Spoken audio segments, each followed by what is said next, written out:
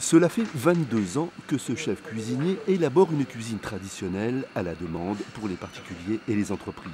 Son record, 350 cérémonies sur une saison, 24 mariages dans un week-end, 20 000 couverts dans une seule journée. Une entreprise créée il y a 40 ans et qui a changé 3 fois de propriétaire. Et puis, il y a 2 ans, suite à une cascade d'erreurs de gestion, elle a été reprise par 2 professionnels de la restauration qui ont remis l'entreprise à flot avec 20 salariés. Objectif, créer des restaurants haut de gamme dans les châteaux. J'ai vu évoluer en fait l'entreprise Chambord Prestige. Au fur et à mesure des années, en fait, les marchés ont changé, il a fallu s'adapter.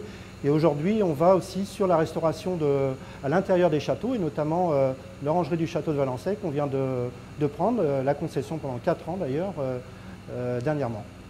Le château de Valençay dans l'Indre, un fleuron de la Renaissance, ancienne propriété du prince de Talleyrand, aujourd'hui géré par le département et la ville de Valençay. Il vient de confier à la société blésoise son restaurant L'Orangerie. Et c'est le chef Mathieu qui élabore les menus adaptés aux spécialités locales.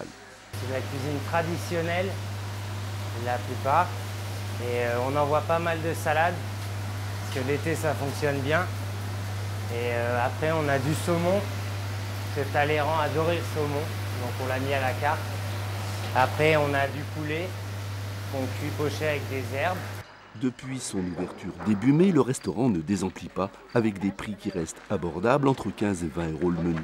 Le restaurant est ouvert, comme le château, de mars à septembre.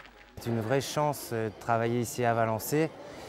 Ici, Talleyrand était un grand homme et son cuisinier, Carême, était un très grand cuisinier. Donc pour nous, c'est une chance de travailler ici, sur ses pas.